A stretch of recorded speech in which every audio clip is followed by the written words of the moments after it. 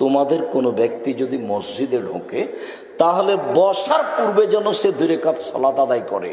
খুতবা চলাকালীন যদি কেউ মসজিদে ঢোকে তবে 2 রাকাত সালাত আদায় করতে হবে।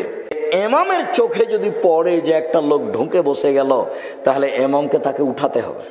মসজিদ হচ্ছে আল্লাহর ঘর, ওখানে বসলে তার কাছে অনুমতি নিতে হবে। মসজিদে ঢুকে 2 রাকাত সালাত। কাতাদা রাদিয়াল্লাহু তাআলা আনহু বলেন, রাসূল সাল্লাল্লাহু আলাইহি ওয়াসাল্লাম বলেছেন, ইজা দাখালা আহাদুকুমুল মসজিদা ফালিসাল্লি রাকাতাইন ক্বাবলা ইয়াজলিসা।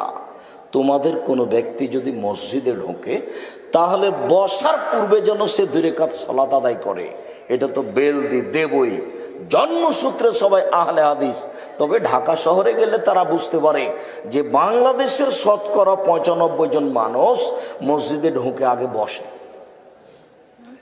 ভারত, বাংলাদেশ, পাকিস্তানের শতকরা 95 জন মানুষ মসজিদে ঢোকে আগে বসে, তারপরে সালাত। জাবের রাদিয়াল্লাহু তাআলা আনহু বলেন, আল্লাহর নবী বলেছেন, ইজা দাখালা আহাদুকুম ইয়াউমাল জুমআ আল ইমাম ইয়াখতুব। কেউ যদি তোমাদের জুমার দিনে ঢোকে মসজিদে আর ইমাম যদি খুতবা দেয়, ফালিসাল্লি রাকাতাইন, সে যেন 2 রাকাত সালাত আদায় করে।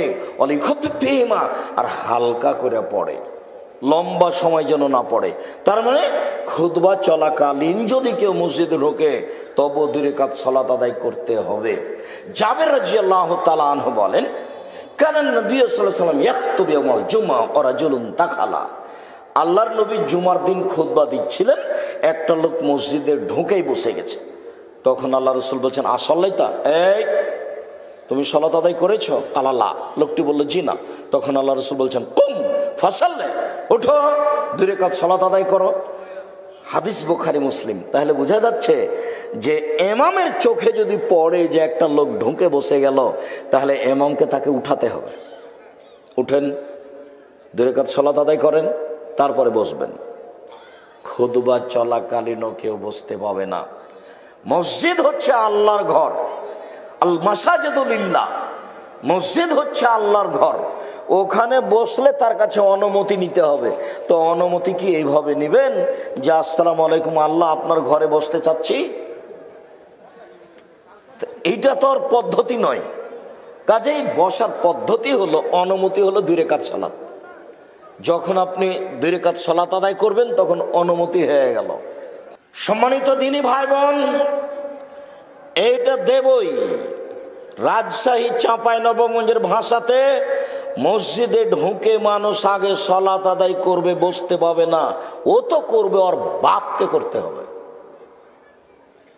2 রাকাত সালাত আদায় না করে বসা নিষেধ। সূর্য উঠুক ডুবুক, মাথার উপরে থাক, যেখানেই থাক না কেন, কোনো মানুষ কোনো সময় মসজিদে ঢুকে বসতে পাবে না আগে 2 রাকাত সালাত আদায় না করে। আপাতত মসজিদে ঢুকে 2 রাকাত সালাত আদায়ের কথা শেষ করলাম।